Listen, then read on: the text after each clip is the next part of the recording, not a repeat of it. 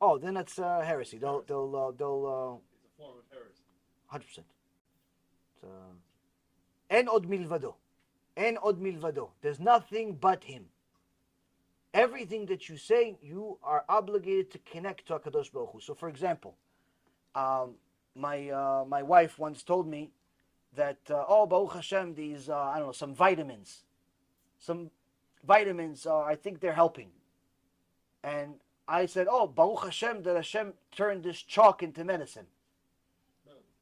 Why? What's to say that this piece of chalk that they said comes from some vitamin should do medicinal things, good things, bad things, that are better than some other piece of chalk? Who's to say? And you're going to tell me, wait, no, but this chalk was vitamin K, and that chalk was something you found on the street. Of course the K is going to be much better. No. Why of course? Who said? So that's the thing. That's what a person needs to know. Rabbi Hanina ben Dosa says to his daughter in the Gemara, he says to her, why don't you go light the candles for Shabbat? She says, no, I don't have any oil anymore. He says, what do you have? He says, I have vinegar. Vinegar turns off fire, not turns on fire. He said, who said?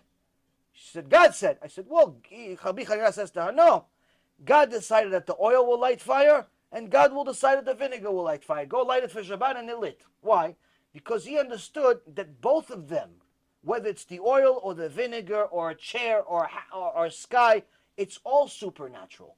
The more we understand that there is no such thing as natural, the more we're getting closer to what HaKadosh Baruch Hu wants us to get to. And that's what the Rambam says, Nachmanides, says in Parashat Bo.